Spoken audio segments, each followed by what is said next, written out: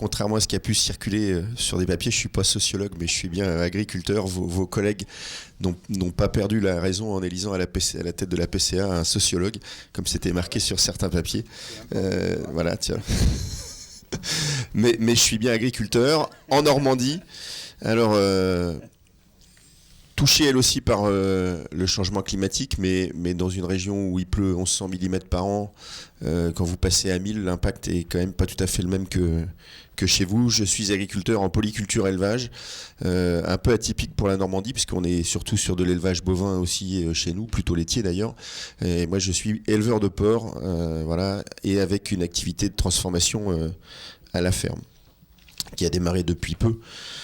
C'est juste un des effets positifs du Covid, puisque je me suis lancé à faire de la farine. Mon épouse s'est lancée à faire de la farine et des pâtes au mois de février.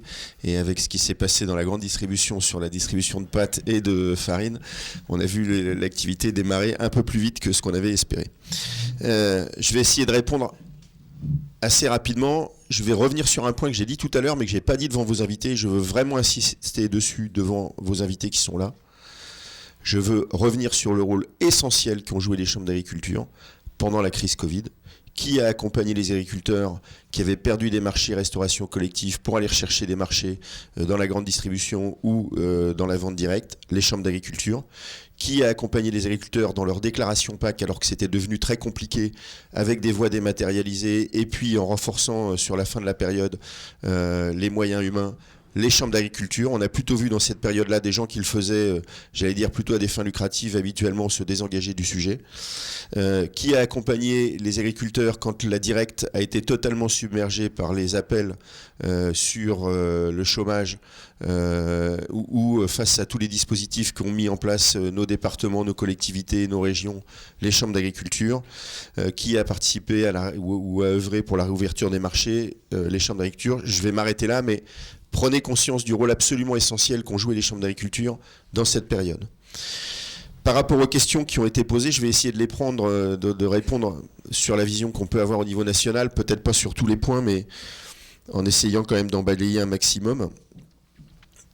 Sur le sujet de l'installation, qui a été traité en premier, d'abord dire qu'il est très clairement inscrit dans le projet stratégique national et bien sous l'angle qui a été évoqué tout à l'heure et qui n'est pas une spécificité de la Saône-et-Loire, à savoir le nombre d'agriculteurs qui vont prendre leur retraite dans les 10 ans à venir. Quasiment la moitié de la profession agricole va prendre sa retraite dans les 10 ans à venir. Et un des engagements qu'on a essayé de prendre dans le projet stratégique, c'est d'aborder le sujet en allant chercher les cédants et en trouvant des moyens pour accompagner les cédants vers l'installation d'un jeune. Donc ça reste une priorité. Là où je suis plutôt content, c'est qu'on l'a essayé de le porter fortement au ministre de l'Agriculture avec les JA. Et on voit quelques mesures dans ce plan de relance qui devraient accompagner ça. Parce qu'à un moment, vous pouvez faire toutes les démarches pour aller rencontrer le cédant. Si vous n'avez pas quelques petits volets fiscaux ou d'avantages financiers pour l'inciter à aller accompagner un jeune, parfois vous prêchez un peu dans le désert. Et donc on voit quelques moyens arriver là-dessus. Sur l'attractivité, Anne qui est là et qui participait avec moi avant que je sois élu à la PCA, enfin ou quand j'étais à la commission emploi où on était ensemble, connaît mon attachement au sujet de la formation et de l'attractivité des métiers. J'ai eu la chance de présider un atelier pendant les États généraux de l'alimentation qui était celui justement sur la formation et l'emploi. Je milite depuis 5 ans pour qu'on ait un vrai fonds national pour communiquer sur l'emploi agricole. On va vivre une crise absolument sans précédent sur l'emploi en France. Nous, on a toujours du mal à recruter, que ce soit des jeunes pour devenir salariés ou des jeunes pour s'installer en agriculture, notamment dans les métiers d'élevage. Eh ben, je suis très heureux que le ministre ait enfin pris conscience des choses. Il va y avoir 10 millions sur une communication nationale sur nos métiers dans le plan de relance. J'en suis quand même plutôt content et je pense que c'était vraiment nécessaire. Il ne faudra pas que ce soit la communication de l'État seule. Il faut que nos OPA elles s'engagent aux côtés de l'État sur une communication globale où on ne se bat pas tous pour avoir notre logo, où on ne fait pas chacun une communication sur nos métiers. Je regarde les coopératives, je regarde les chambres d'agriculture. On doit tous communiquer ensemble sur l'attractivité des métiers agricoles et pas chacun sur nos professions ou nos métiers. Et je continuerai à militer pour ça. Je suis aussi très content de l'enveloppe qui a été mise sur l'apprentissage, parce que je pense que c'est aussi une très bonne voie pour former des jeunes, aussi bien pour qu'ils deviennent agriculteurs en ayant une expérience que pour les voir devenir salariés. Sur le loup, Bernard l'a dit, je compatis, je suis comme vous, même si ça vous semble un peu bizarre, puisque je suis quand même bien dans le nord de la France, hein, un département où un loup solitaire est arrivé cette année, où il fait des dégâts en se promenant un peu partout, essentiellement des ovins, mais aussi des veaux, post-naissance, avec le désarroi que ça amène chez les éleveurs. On se bat dans mon département depuis 15 ans pour maintenir de l'élevage ovin. S'il fallait un truc de plus pour faire en sorte que les éleveurs arrêtent, c'est bien ça. Hein. Et là, ça posera le sujet du bien-être de l'éleveur versus le bien-être du loup. Mais dans un département comme le mien, avec des sols très érosifs, mais aussi avec des forts potentiels en culture, comment je vais faire pour dire on maintient des prairies si je ne donne pas aux éleveurs les conditions pour faire leur métier. Donc j'en appelle vraiment aux parlementaires et puis voilà, on le répète au ministre, il semble en prendre conscience qu'à un moment, on ne peut pas réclamer de l'herbe et puis ne pas donner les conditions aux éleveurs pour maintenir cette herbe. Sur les chevaux, je salue le travail qu'on fait même au niveau national avec la gendarmerie qui est absolument exceptionnel. Je vais faire une réponse sur ce sujet-là que j'associerai au sujet des tags qu'on peut aussi avoir ou des attaques qu'on peut avoir des antispécistes sur un certain nombre d'élevages. C'est pas tout à fait le même sujet parce que là on a probablement affaire à un certain nombre de timbrés sur les chevaux, je pense qu'il n'y a pas d'autres mots. Alors vous allez me dire dans les antispécistes et dans les attaques qu'ils font, il y a peut-être de ça aussi de temps en temps. En tout cas, il faut, et notre devoir dans les chambres, dans le syndicalisme, quel qu'il soit, c'est quand on a ces cas-là et que la gendarmerie a fait son travail et a réussi à faire en sorte qu'on identifie les acteurs, nous, on doit mettre la pression auprès des préfectures, auprès des procureurs, pour que ces dossiers-là soient traités jusqu'au bout et qu'on sanctionne les gens qui ont fait ça. Et j'en appelle à la vigilance de tous les présidents de chambre. On est en train de faire, avec le syndicalisme agricole, un recensement de tous les cas pour demander aux présidents de chambre d'être particulièrement actifs au suivi de ces dossiers-là une fois qu'ils sont réalisés, parce que si on veut que ça s'arrête, c'est bien en faisant agir la justice et pas seulement la gendarmerie, mais en traitant le dossier jusqu'au bout. Alors, vous êtes revenu assez longuement, et puis après la présentation, et sur la crise qu'on est en train de vivre. Je voulais dire que post-crise Covid, on a écrit au niveau national 2 documents et qu'on a voulu volontairement séparer. Un document, quelles actions à court terme à mener pour les secteurs les plus touchés. Et puis, on a voulu écrire en même temps un document qui sont quelles actions à moyen terme pour redonner des couleurs à l'agriculture française. Parce que je pense qu'il ne faut absolument pas, avec la crise Covid, oublier le sujet du moyen terme. Ça a été dit très clairement tout à l'heure, sinon on passera notre temps à mettre des mesures conjoncturelles pour régler une crise qui quand même devient un peu structurelle. C'est là-dessus que j'ai alerté très fortement lors des conférences de presse qu'on a fait en rentrée à la PCA. Alors ils ont retenu qu'un chiffre, c'est celui que j'ai donné sur les grandes cultures avec 15% dans les zones un peu compliquées, 15% des agriculteurs qui pourraient être au tapis.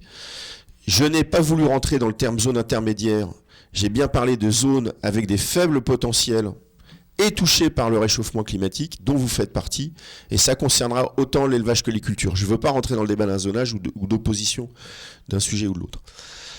Donc on a, dans les mesures court terme, proposé un certain nombre de choses. Certaines sont déjà mises en place dans votre département. On a quand même bien rappelé que c'est, par rapport aux crises qu'on vivait actuellement, quelques spécificités. C'est plutôt les signes de qualité qui ont le plus souffert, avec l'arrêt de la restauration. Et donc là, on a demandé des mesures un peu spécifiques, parce que ce n'est pas les mesures de stockage grand volume qui règlent les sujets des AOC, dont un encouragement à la valorisation des produits AOC dans la restauration collective. Et je salue ce qu'a fait votre département pour essayer de valoriser un certain nombre de poulets de Bresse et essayer de lutter contre ces sujets de crise. On a essayé de les vendre au ministre. On continue à faire le travail pour avoir des aides à court terme, parce que ça ne sert à rien d'aller travailler le moyen terme si les agriculteurs ne sont plus là. Et en particulier, pour aider ces secteurs sous AOC, on s'est battu auprès de l'Europe et auprès du ministère pour aller chercher les 15 milliards supplémentaires dans le budget européen pour éviter une baisse de la PAC, parce que c'est ça qui nous menaçait, une baisse de la PAC. Donc on a obtenu au moins pour les 2 ans à venir quelque chose qui pourra permettre de sauver la PAC, parce qu'avant d'aller chercher des fonds nouveaux, il faut déjà s'assurer qu'on ne baisse pas les enveloppes actuelles. On s'est battu pour essayer d'obtenir un maximum de dégrèvement TFNB, pardon, pas TATFNB, TFNB, ce qui sauvera pas l'agriculture de nos départements. Je vais aller jusqu'au bout. Après, comme on est face à une crise qui devient, pour moi, très structurelle, face au réchauffement climatique, je ne pense pas, j'ai eu l'occasion de le dire hier soir avec quelques-uns de vos élus, je ne pense pas que c'est l'assurance qui réglera le problème.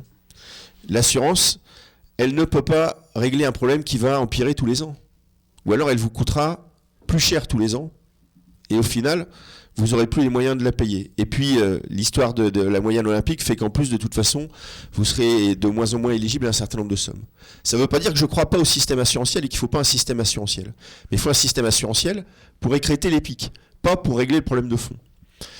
Comment on va régler le problème de fond ? Déjà, le premier point, il y a quelques mesures un peu nationales dont on a vraiment besoin. Celles sur l'irrigation, elles sont absolument essentielles. Elles sont de deux ordres. Le financement, avec des agences de l'eau qui n'ont pas du tout les mêmes politiques d'un territoire à l'autre, donc on se bat pour qu'il y ait des vraies lignes sur le financement. Je vous le dis, j'ai vraiment espoir que dans la ligne changement climatique du plan de relance, même si les choses ne sont pas écrites, on ait du financement pour des ouvrages d'irrigation, pas forcément de grande taille, mais pour des ouvrages d'irrigation qui peuvent répondre à un certain nombre de problèmes et qui peuvent amener des formes d'assurance sur la récolte. Je ne veux pas qu'on le crie sur les toits, parce que si on le dit trop fort, ça fera réagir toutes les ONG, mais on a quelques promesses du ministre sur ce sujet-là. Seulement, il ne faut pas qu'il s'arrête là, parce qu'on a beau avoir les aides, à chaque fois qu'on fait un projet, il est shooté par des riverains, par une ONG, par quelqu'un. On avait pour ambition, on s'était fixé avec le ministre précédent, de faire sortir 20 projets d'irrigation. C'était une demande du président de la République. On n'a pas réussi, uniquement à cause des problèmes législatifs. J'ai un vice-président à la PCA qui s'appelle Luc Servant, qui vient des Charentes-Maritimes. Il est révélateur de ce qui se passe. Il a fait un projet il y a 7 ans, avec toutes les autorisations, etc. Un stockage de 90 arts, 85 arts, donc pas un ouvrage démentiel. Il a été attaqué 4 fois au tribunal administratif. Depuis 7 ans, il n'a pu utiliser son ouvrage qu'une fois. Comment, quand on voit ça, vous voulez encourager les agriculteurs à continuer. Donc on a mis en place avec Elisabeth Borne, quand elle était ministre de l'Environnement, parce qu'elle croyait elle aussi à l'irrigation, je veux quand même le dire, un groupe de travail pour essayer d'écrire des textes de loi pour sécuriser les agriculteurs. Parce qu'aujourd'hui, à chaque fois qu'ils font un ouvrage, on est attaqué, parce qu'on n'a jamais défini ce qu'on avait le droit de faire ou pas. C'est un peu fastidieux, ça va pas assez vite à mon goût, mais sachez qu'on y travaille avec acharnement parce que je pense que c'est le premier point pour sécuriser ces ouvrages. Maintenant, face au réchauffement climatique, 1, il n'y a pas de solution miracle, et 2, je pense que les solutions seront très complexes, et elles seront l'association de tout un tas de petits bouts de choses. Des petits bouts de choses qui sont bien dans le plan stratégique qu'on a écrit, qui sont aussi dans le vôtre, qui sont autour de l'accompagnement, d'un certain nombre de changements dans ce qu'on fait sur nos exploitations. Il faudra qu'on se remette en cause, sur les fourrages, sur nos dates de semis, qu'on se remette en cause sur nos rotations, qu'on se remette en cause peut-être sur des densités, pour aller chercher aussi de la valeur ajoutée avec des nouveaux créneaux. Beaucoup de petites choses à faire, compliquées, pas faciles à amener, et en tout cas, c'est pas la PCA qui va les écrire. Si vous pensez que c'est la PCA ou Paris qui est en capacité de vous écrire ce qu'il faut faire sur vos territoires pour ramener de la dynamique et de la couleur économique dans nos exploitations, je vais vous décevoir, mais c'est pas là que ça pourra se faire. Le rôle que doit jouer la PCA, c'est un rôle d'animation, c'est un rôle d'aiguillon, c'est un rôle d'aller chercher les belles choses qui se sont faites dans un département pour les amener dans l'autre, de vous aider à échanger. On va mettre des moyens pour faire cette animation-là, pour provoquer de l'échange entre tous les territoires qui vivent des difficultés. On a lancé un groupe qu'on a appelé Terre à faible potentiel. Il faudra probablement le diviser selon les thématiques, avec des gens qui seront plus sur l'élevage, des gens qui seront plus sur les cultures, de manière à ce que toutes les idées qui peuvent sortir à un endroit ou à un autre, elles puissent être mises sur la table. Après, le rôle de la PCA, ce sera de faire cette animation, mais que vous écriviez bien les mesures de fond que vous voulez proposer pour accompagner vos agriculteurs. Notre rôle en tant que tête de réseau, ce sera quoi derrière ? Ce sera de s'assurer qu'on va trouver les moyens pour financer ce que vous aurez mis dans les solutions. Et c'est pour ça qu'on s'est battu ces derniers jours avec le ministre de l'Agriculture pour avoir 2 ou 3 mesures dans le plan de relance qui sont les mesures majeures. Une mesure sur de l'aide à l'investissement, parce que ces transitions, elles nécessiteront de l'investissement dans nos exploitations. Si vous voulez retrouver des projets dans vos exploitations, il faudra faire de l'investissement. Et donc on s'est battu pour qu'il y ait ça. Il y a un wording pour le rendre un peu acceptable autour de l'accompagnement au changement climatique et l'accompagnement sur nos pratiques environnementales. Mais il n'y a pas que ça. Je ne veux pas qu'on refasse des MAE. Des MAE, je le dis, et j'ai pas peur de le dire, même si ça fait réagir certains d'entre vous, c'est une machine à perdre. Dans une MAE, vous compensez une perte de revenus. Aujourd'hui, on ne peut plus proposer des mesures qui amènent des pertes de revenus chez les agriculteurs. C'est suicidaire. Donc il faut des mesures de transition. On va utiliser ce fonds de relance pour essayer de financer un certain nombre de transitions dans l'élevage autant que dans les cultures, avec de l'investissement. On va aussi essayer de travailler à créer des nouvelles filières en allant chercher tous les marchés de niche pour redonner un peu de valeur. Là aussi, on a une enveloppe d'accompagnement sur ces créations de filières. Et puis le troisième point que j'ai perdu dans ce plan de relance sur ce sujet-là, c'est des fonds de garantie, parce qu'à un moment, quand vous n'avez plus de trésorerie, même si on vous cofinance l'investissement, les banques auront peut-être un peu de mal à suivre. Et donc, dans ces cas-là, avoir de la garantie financière, c'est quelque chose sur lequel on s'est battu. Alors oui, ça coûte de l'argent, mais à un moment, il faudra qu'on sache porter cet investissement pour essayer de transformer nos exploitations. Je ne parle pas d'un virage à 90 degrés, je ne connais pas d'entreprises qui sont capables de faire un virage à 90 degrés, mais je parle d'une succession de petits pas pour aller chercher des marchés nouveaux, pour aller chercher des pratiques nouvelles qu'on devra faire sur nos exploitations. Et les cœurs doivent être au centre du dispositif pour écrire un peu tout ça. Je voudrais juste essayer de terminer par une note un peu positive. On s'est battu pour une dernière chose. Le réchauffement climatique, oui, on voit tout ce qui nous amène et les difficultés qu'on subit. Hein. Même si je suis en Normandie, je ne suis pas épargné. J'ai fait la plus mauvaise récolte de colza de ma vie. J'ai fait la deuxième plus mauvaise récolte de blé de ma vie. Donc je sais ce que c'est. Il faut voir peut-être un seul point positif autour de ce réchauffement climatique. C'est qu'il va falloir trouver des solutions pour réduire la production de gaz à effet de serre. Et que dans ce panel de solutions, l'agriculture a un rôle absolument extraordinaire à jouer. Et il faudra qu'on sache aller chercher la valorisation autour de ça. Et c'est pour ça que dans le plan de relance, je me suis battu avec les JA pour qu'on ait un truc qui ressemble un peu à une expérimentation et la capacité d'accompagner les jeunes agriculteurs installés depuis moins de 5 ans avec une prise en charge de cet accompagnement pour faire un bilan carbone de leur exploitation, c'est-à-dire avoir un T0, regarder dans leur PE ce qu'on pouvait infléchir pour améliorer leur situation carbone, dans l'espoir que dans 3 ans, on montre qu'ils aient amélioré leur situation, que ça ait amené de l'amélioration économique, j'espère quand même déjà en premier lieu pour eux. Et puis le deuxième point, c'est qu'en montrant cette amélioration carbone, dans 3 ans, à partir du T0 qu'ils avaient fait aujourd'hui, ils sachent prouver les progrès qu'ils ont faits et qu'on arrive à vendre ces progrès carbone, parce que je trouve ça scandaleux quand Air France va acheter de la compensation carbone sur des vols au Brésil par de la replantation. On a tellement de choses à faire en France sur ce sujet-là qu'il faut que nous, agriculteurs, on aille chercher ces valorisations carbone que sont prêts à payer un certain nombre d'entreprises. Donc voilà, c'était pour terminer sur une petite note un peu d'espoir. Je pense qu'on a sur ce volet-là, pas immédiatement, mais des choses à faire. Et là aussi, il faudra qu'on se travaille la main dans la main avec les COP. Nous, les chambres, on peut accompagner les agriculteurs pour changer ces pratiques, etc. La valorisation des crédits carbone, c'est pas les chambres qui vont aller chercher. Il faudra qu'on trouve des intermédiaires pour le faire. On aura besoin de travailler avec nos COP. J'ai été trop long peut-être déjà, mais j'ai essayé de répondre un peu largement. Est-ce qu'il y a des réactions par rapport à au dossier abordé par Sébastien? Non? Donc je vais finalement te redonner la parole, donc, du coup.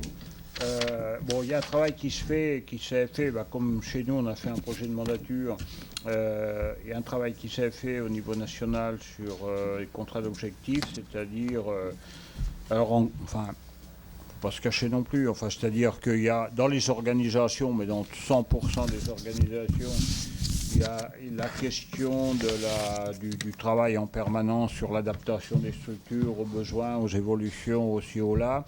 Est venu se greffer là-dessus le débat autour de la fiscalité, il faut se le dire, quoi. Hein.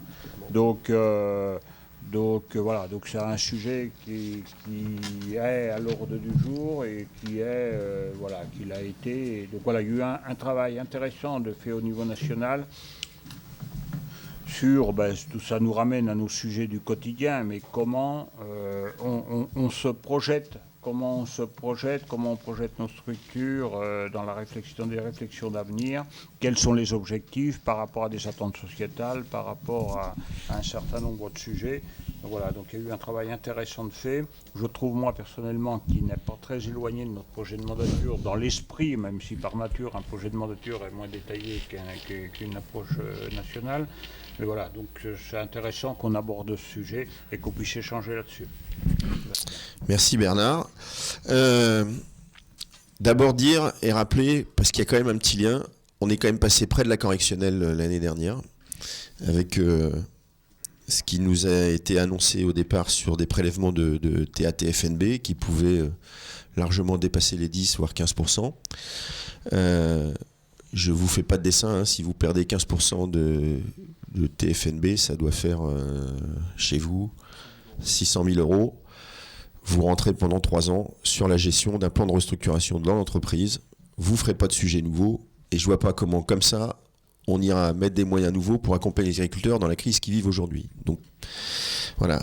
Pour autant, quand on creuse un peu le pourquoi ça a été fait et comment c'est arrivé là. Est-ce que c'est un sujet d'économie de la dépense de l'État? Non, parce que ça amenait une baisse des paiements de TFNB, allez, on va dire de 50 euros, voire un peu moins par moyenne par propriétaire, enfin à la taille d'une exploitation. Et donc de toute façon, ça a amené aucune économie pour l'État. Alors est-ce que c'est la norme budgétaire de dépenses de l'État? Oui, peut-être, mais ça pesait quand même très très peu dans la norme budgétaire de dépenses de l'État. Il y a plutôt un message de fond, et c'est ce que nous a redit, puisque je l'ai rencontré la semaine dernière, le responsable de la commission des finances à l'Assemblée, un message de fond qui est vos organisations ont besoin de s'adapter un peu plus aux besoins du terrain, une perception de leur part qu'on avait des organisations un peu vieillottes, et une méconnaissance peut-être aussi de ce qu'on faisait, et une assimilation très forte à les chambres d'agriculture, c'est la même chose que les CCI. Y compris chez notre nouveau ministre. Hein. La première fois que je l'ai vu, il m'a dit oui, je connais bien les réseaux consulaires, je connais très bien les CCI. Je lui ai dit, je vous alerte tout de suite, je ne peux pas vous laisser me comparer aux CCI, et je lui ai expliqué pourquoi. Et on y reviendra tout à l'heure. Donc voilà, il y a ce petit point-là. Donc je pense que pour ne pas subir d'attaque de nouveau, on avait 2 choses à faire. Montrer notre efficacité, et ça passe par un projet structurant national pour montrer que voilà, on est efficace et que ça se voit. Et puis peut-être quand même profiter de ce projet qu'on mettait en place pour peut-être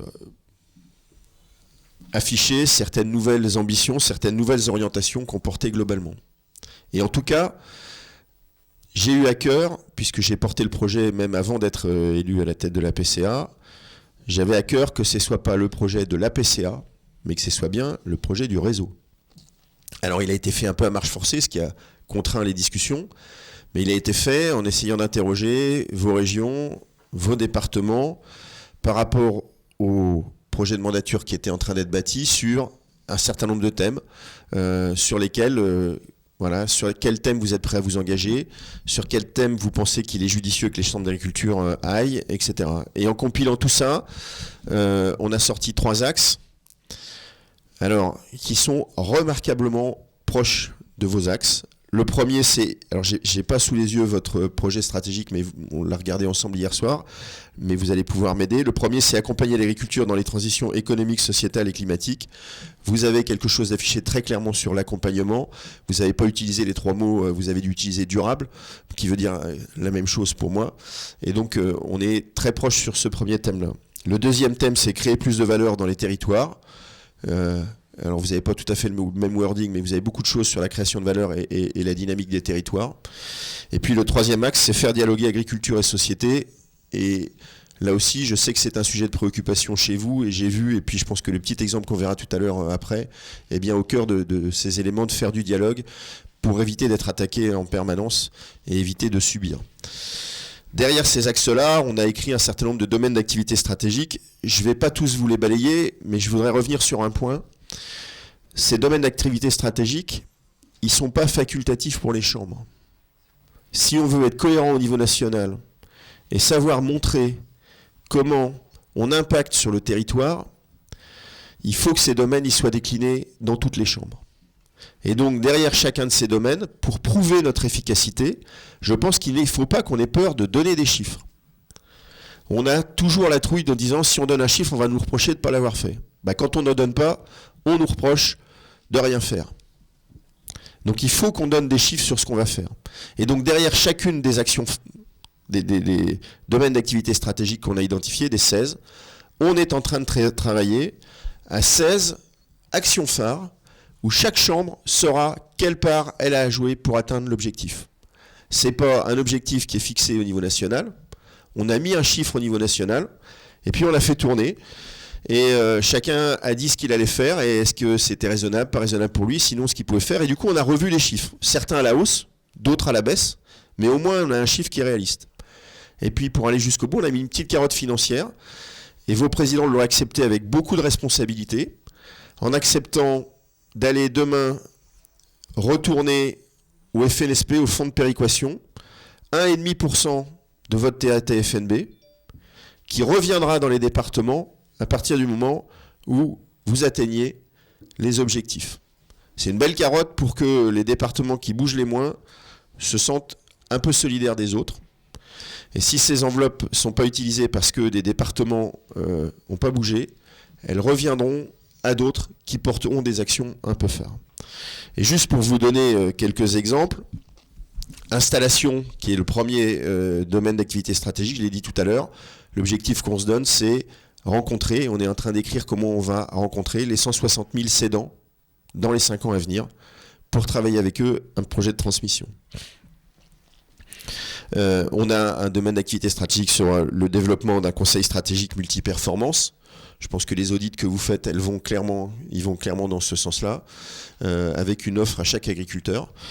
On a des choses sur l'accompagnement technique, parce que ça reste notre cœur de métier. On a des choses sur l'accompagnement élevage. On a des choses sur l'accompagnement réglementaire. C'est nos 3 sujets de cœur de métier.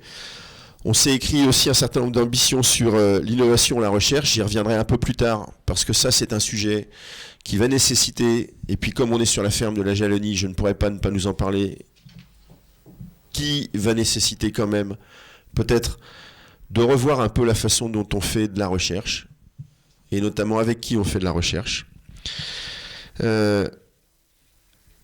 On a des ambitions sur la formation des agriculteurs, on a un DAS sur l'accompagnement du développement numérique de l'agriculture, et puis sur la création de valeur, on a un DAS sur l'accompagnement de filières créatrices de valeur. Je vous l'ai dit tout à l'heure, par exemple, je vais vous donner, puisque celui-là on a clairement arrêté le chiffre, c'est de créer dans chaque département, tous les ans, 2 nouvelles filières créatrices de valeur. Alors je ne parle pas de filières à vocation internationale et qui vont sortir 20% des produits agricoles français. Je parle bien de petites filières comme vous avez pu faire en vous regroupant à 3, 4, 5 agriculteurs pour alimenter, et je te regarde en disant ça, mais j'en ai vu quelques-uns d'entre vous qui avaient essayé de faire des choses comme ça, en alimentant 2-3 supermarchés, en alimentant une cantine, ou la ville de Mâcon, ou tout un tas d'autres projets qui peuvent sortir autour de ça.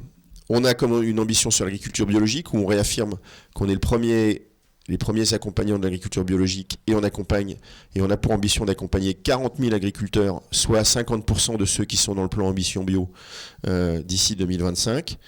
On a des ambitions sur les circuits courts et l'agritourisme, très basés sur notre marque Bienvenue à la ferme.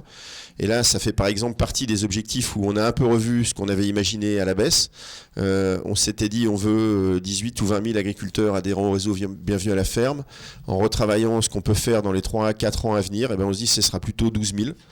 Mais on met des moyens pour ça. Et par exemple, pour augmenter les adhésions à Bienvenue à la ferme, on est en train de lancer une chaîne de magasins franchisés qui ne seront pas des magasins chez l'exploitant, mais qui seront des magasins en périphérie de ville, qui auront l'enseigne Bienvenue à la ferme à partir du moment où ils approvisionnent 80 ou 70% de leurs produits chez des producteurs Bienvenue à la ferme, en complément de vente de ce que peut vendre l'agriculteur quand il est chez lui.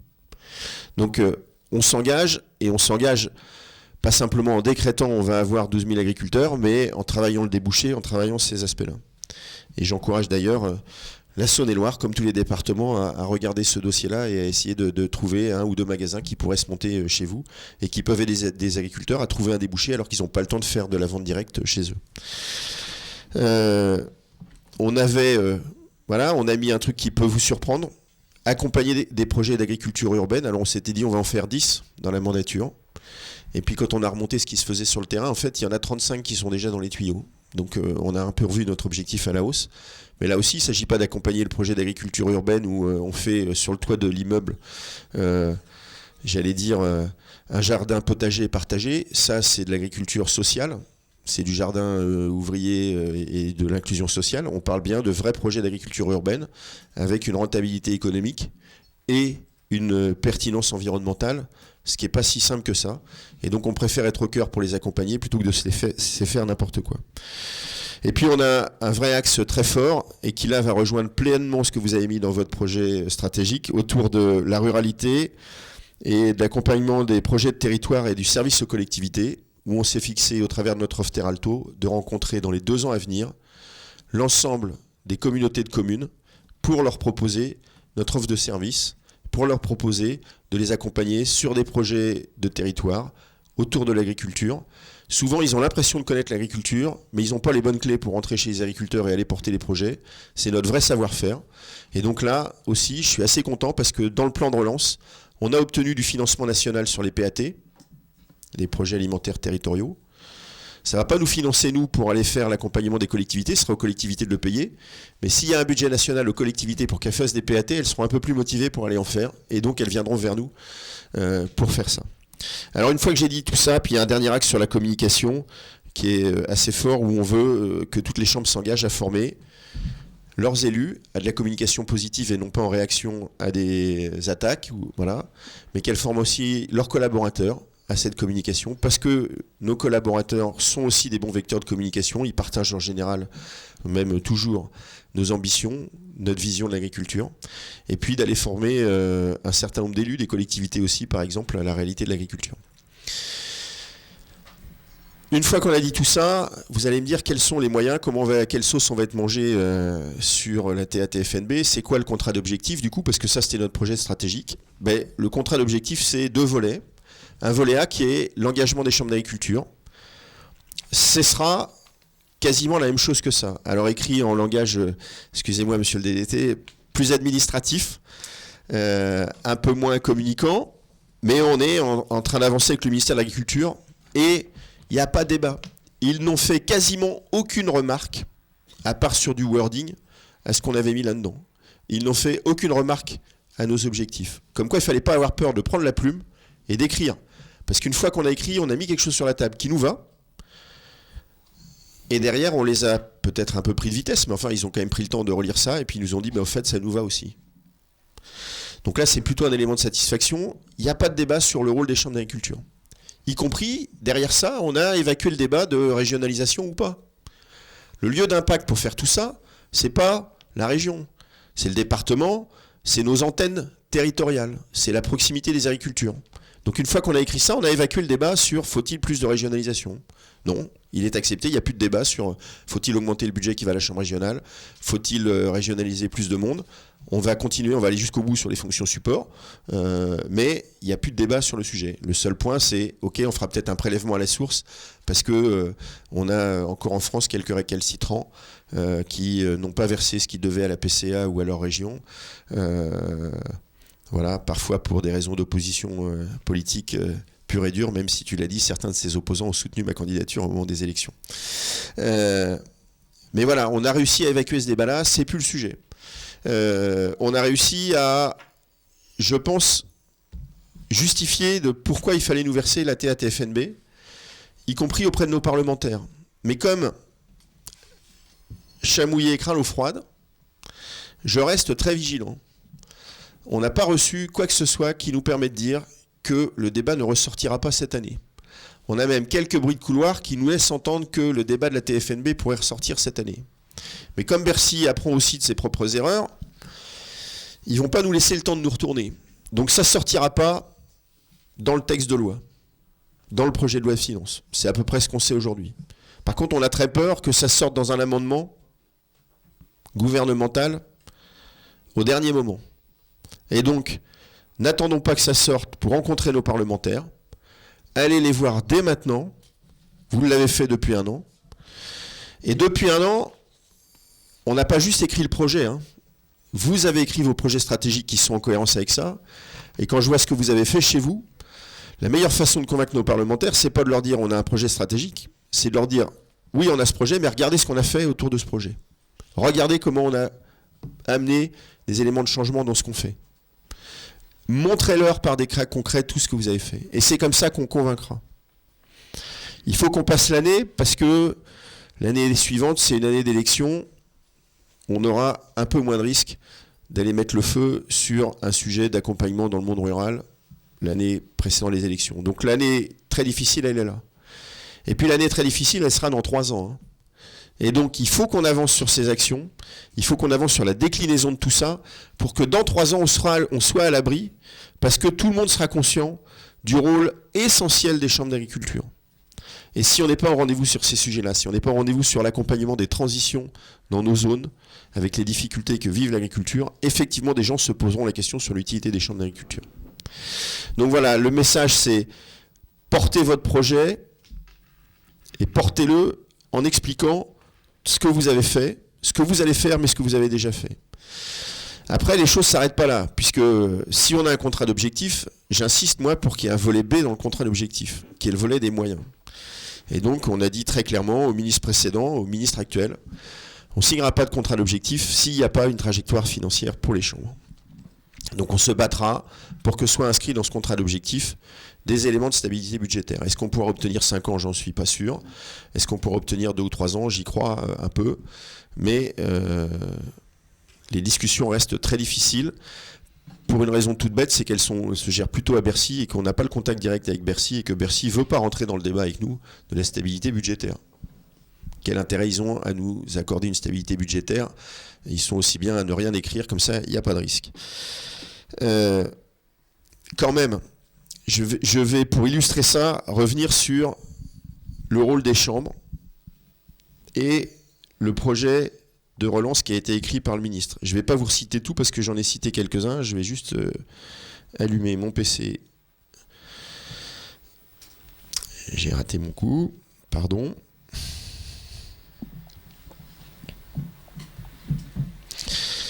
Les mesures qui ont été citées dans ce plan de relance. L'accompagnement du bilan carbone chez les JA. Qui va le faire si ce n'est les chambres d'agriculture ? Il faut des compétences à la fois autour de l'installation et à la fois autour de la technique. Où est-ce que ça existe ? Dans les chambres d'agriculture et quasiment que dans les chambres d'agriculture. S'assurer que la relève des agriculteurs garant de la souveraineté alimentaire est bien là. Qui peut faire ce travail à part les chambres d'agriculture ? Qui le fait aujourd'hui à part les chambres d'agriculture ? Autre point dans le plan de relance, assurer la relocalisation des filières. Je vous l'ai dit tout à l'heure, on s'est engagé à créer 2 filières par an. On ne sera pas les seuls là. Les COP ont un vrai rôle à jouer, bien sûr, mais nous aussi, notamment sur tout un tas de petites filières autour de chez nous. Les territoires moteurs pour proposer une alimentation durable, saine et locale, autour des PAT. Qui accompagne les collectivités autour des PAT? Les chambres d'agriculture, personne d'autre. Parfois des bureaux d'études qui payent très cher et qui ne connaissent pas l'agriculture. Oui, ça, je l'accorde. Favoriser la biodiversité autour des cultures. Notamment, et il y a un point qui est inscrit, la gestion durable des haies. Qui fait des plans bocagers autour de la gestion des haies en France? Personne à part les chambres d'agriculture. Accélérer le développement du bio. On accompagne plus de la moitié des agriculteurs en bio. Développer l'agriculture urbaine. Qui a capacité à porter une vraie expertise sur l'agriculture urbaine? Parfois là aussi des bureaux d'études, mais qui seront bien à côté de la plaque. Bâtir notre souveraineté alimentaire en protéines végétales, avec 3 axes.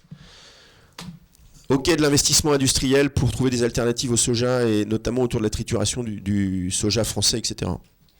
Mais 2 autres axes. L'affouragement riche en protéines.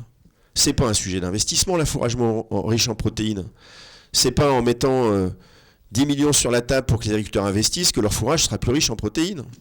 C'est bien par un accompagnement au quotidien des agriculteurs sur leurs pratiques, sur ce qu'ils sèment, sur ce qu'ils essayent de la façon dont ils gèrent leur affouragement, qu'on y arrivera. Et ça, qui le fait? Les chambres d'agriculture. Deuxième sujet, développer la consommation de légumineuses et la production de légumineuses et de légumes secs en France.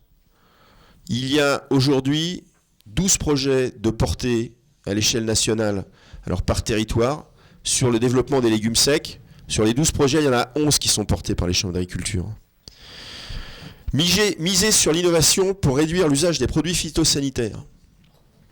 Alors là, c'est la mesure qui est la plus dotée. On parle de séparation de la conseillère de la vente. Qui fait de l'accompagnement aujourd'hui? Les COP, elles n'auront plus le droit. Qui reste-t-il pour faire cet accompagnement-là? Nous. Par contre, là, j'ai un point de, je ne vais pas dire de désaccord, mais de friction avec le ministre. Il veut mettre plusieurs dizaines de millions d'euros sur la table. Moi, je dis, il ne suffit pas d'acheter du matériel pour réduire les phytos. Il faut quand même se préoccuper un peu de quel matériel on va acheter, faire le bon choix et bien l'utiliser.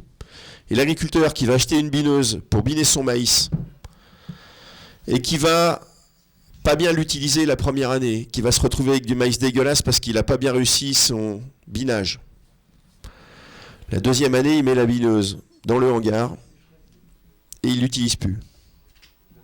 Et donc si on ne fait pas cet accompagnement à côté des investissements, j'ai un peu peur qu'on génère peut-être un peu de surinvestissement chez les agriculteurs et surtout pas une très bonne utilisation de l'argent public.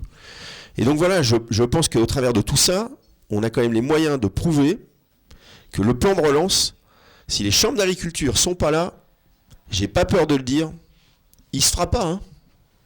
Il ne se fera pas. Ou il se fera mal.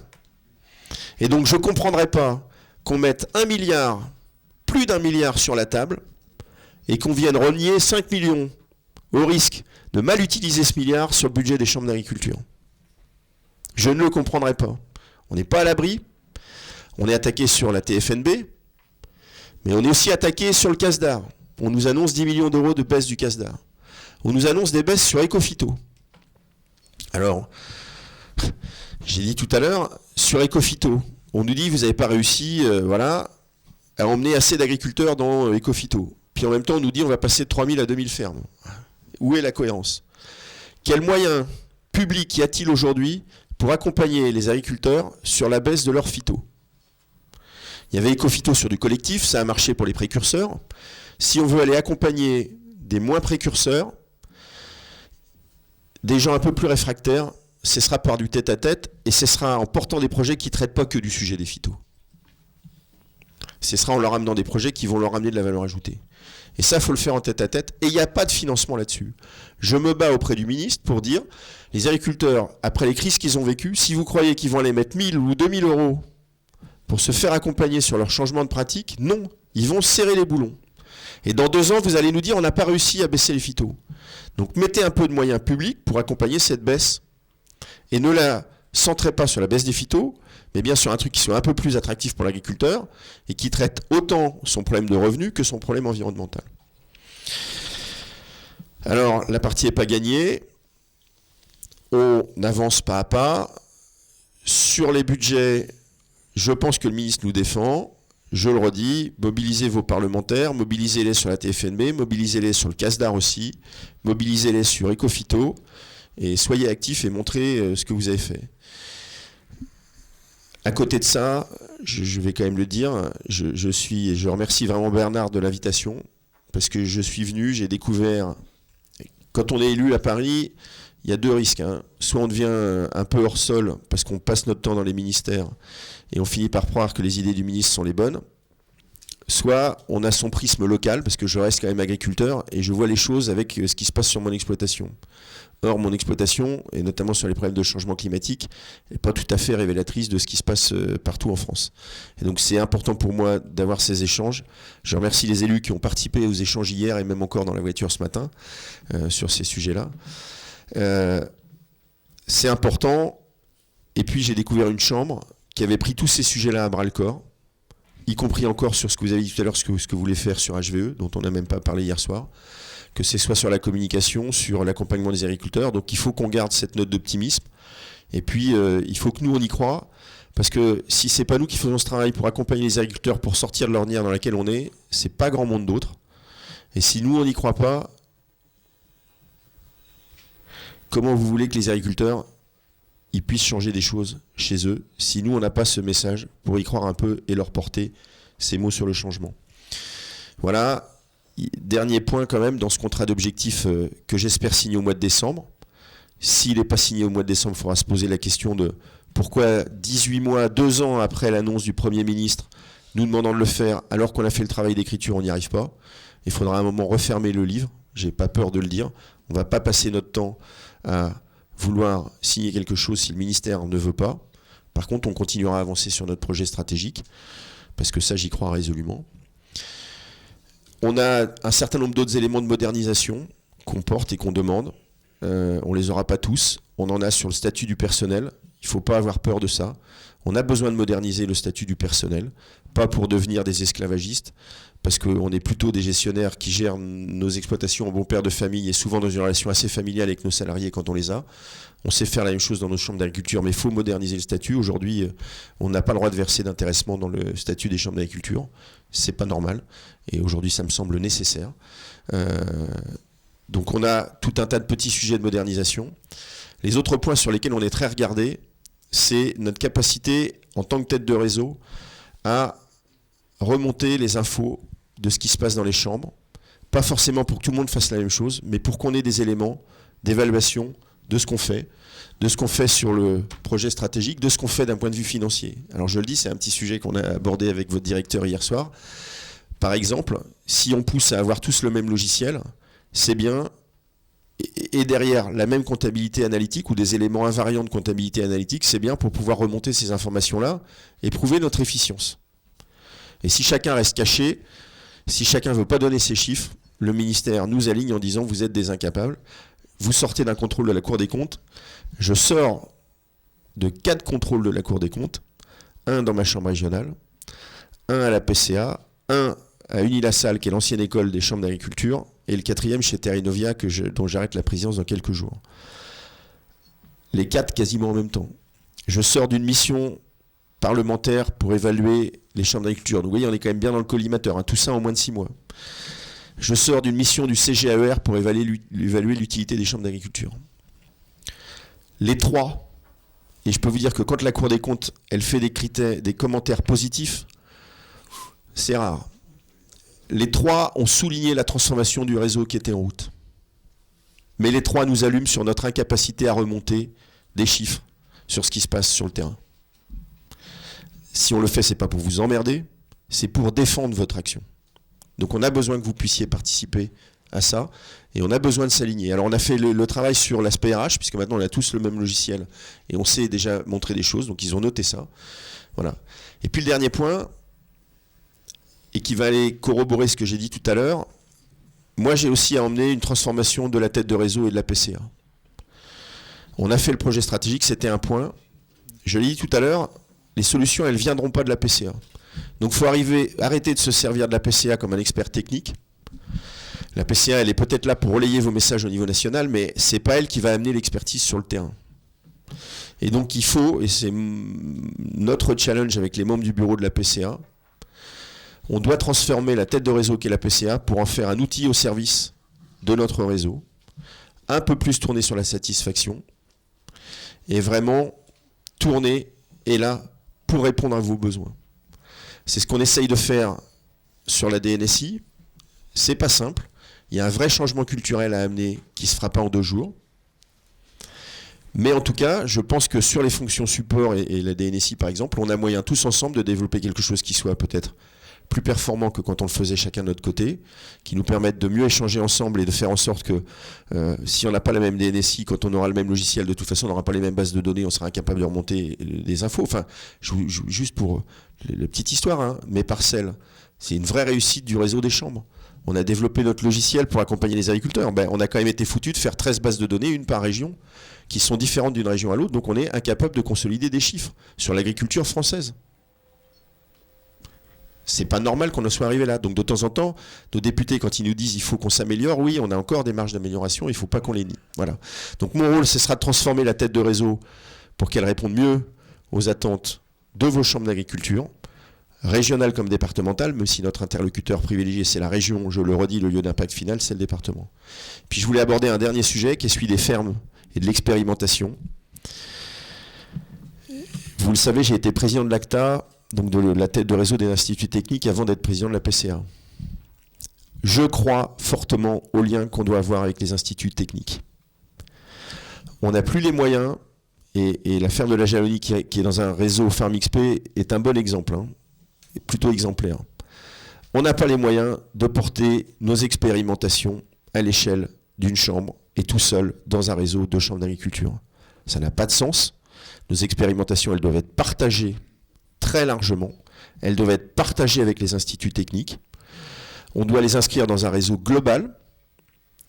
Ça veut dire que nos techniciens, il faut aussi qu'ils acceptent de s'appuyer sur des expérimentations qui ne viennent pas nécessairement des chambres d'agriculture, mais qui peuvent venir des instituts techniques, et qui fassent confiance à ces expérimentations. Je me suis fâché il y a 1 an, les techniciens de la chambre chez moi, je suis président de Terrinovia à l'Institut technique de Zélia-Gilleux, ne suivaient pas les recommandations de l'Institut technique dans les conseils chambres sur les dates de SMI. Et ils m'ont dit, ah ouais, mais nous on n'a pas eu le temps de faire les expérimentations, on n'est pas sûr que ça marche, d'avancer les dates de SMI. Je leur dis, mais vous n'allez quand même pas refaire un travail qui est fait depuis 5 ans. C'est quoi la valeur ajoutée ? Et donc, il faut qu'on génère des économies pour pouvoir se concentrer sur nos missions qui sont l'accompagnement des agriculteurs. Ça ne veut pas dire qu'il faut qu'on fasse 0 expérimentation, mais on ne doit pas la faire tout seul, on doit la faire dans un réseau. Et elle doit être portée un peu solidairement au niveau national. Et je militerai pour un bout du casse-d'art puisse être utilisé par nos fermes d'expérimentation, parce qu'elles servent un réseau national. Ça voudra dire un peu moins de casse-d'art pour vos actions individuelles, mais ça voudra dire un retour de casse-d'art pour les départements, pour les régions qui ont des fermes expérimentales, de manière à ce que ça s'inscrive dans un réseau national. Voilà, j'ai été trop long. Merci.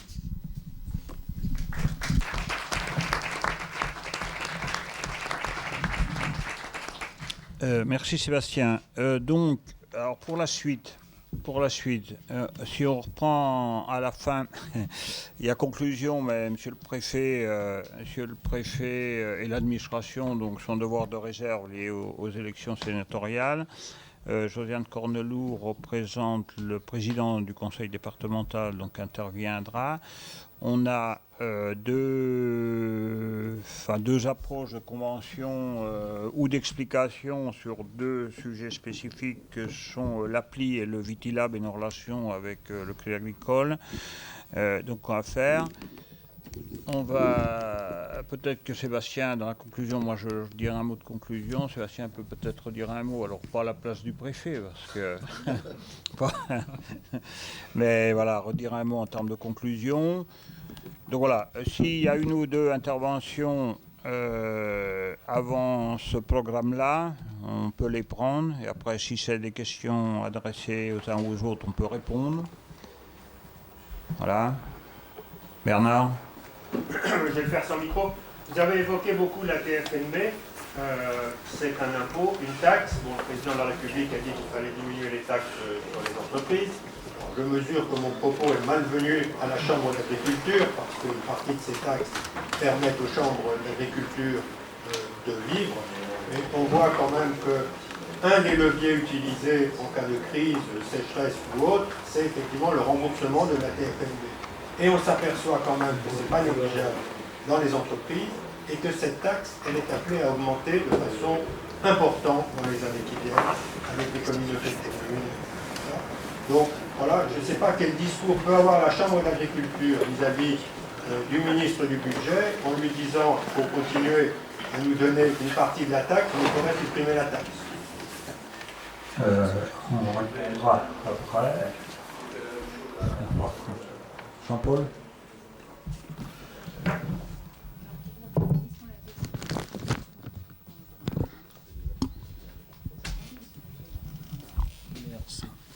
Oui, ça marche mon affaire là. Oui, merci Président. Pour moi, ce sera la dernière fois que j'interviens en tant que sénateur à la session de la Chambre d'agriculture, puisque je dois vous côtoyer à peu près depuis 1988, au moment où j'étais en responsabilité de l'agriculture au Conseil général de Saône-et-Loire.